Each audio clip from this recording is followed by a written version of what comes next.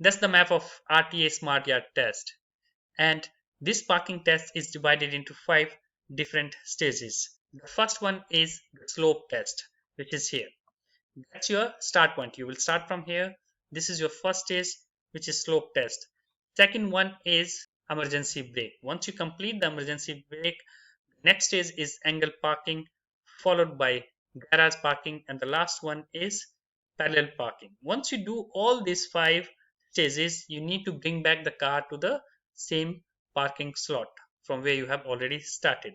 Now, as you can see, this white box are sensor. Once your car go above this sensor, then only your parking will start, or the screen will announce that you are going for angle parking. For example, if your car is crossing over this box, it will say for the angle parking.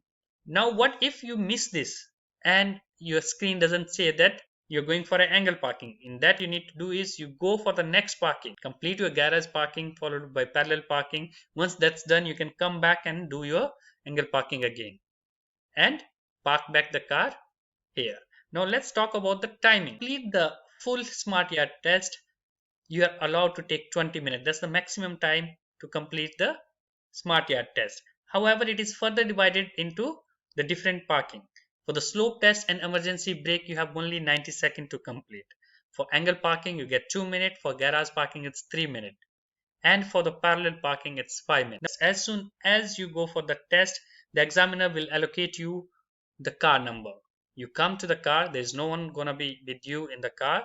You sit. The first thing what you need to do is adjust your seat, check your mirror, and then wear the seat belt. As soon as the screen announces that your smart yard test has started, that's the time you put the indicator, do the shoulder check, take out the car out of the parking, and go for your first stage, which is your slope test. In slope test, what you need to do is you need to make sure you stop your car between these two lines, the white line and the yellow line. As soon as you cross this sensor, the screen will announce this is your slope test. You need to stop between these two lines, stop there for 2 seconds, put your parking brake, and then exit. But one thing which you need to keep in mind is your car should not roll back. If the car roll back more than 30 centimeter, you automatically fail it. So make sure your car doesn't roll back. Once that's done, you go for the second stage, which is emergency brake.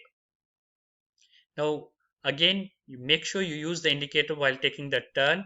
As soon as you cross the sensor, it will say this is your emergency brake.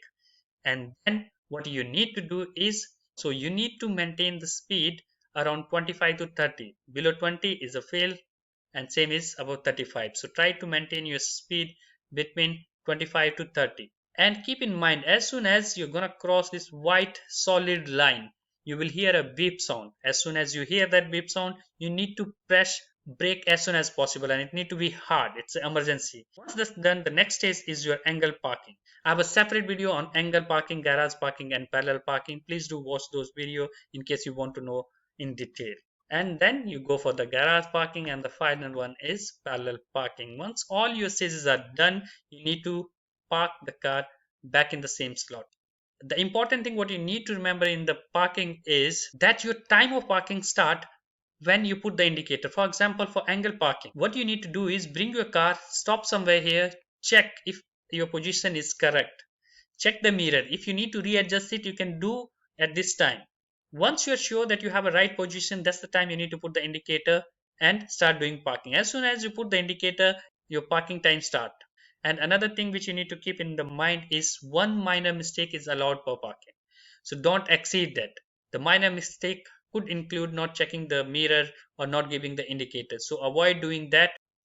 Thank you for watching. If you have any comment or suggestion, please do write in the comment box, and don't forget to like and subscribe to my channel. See you in my next video.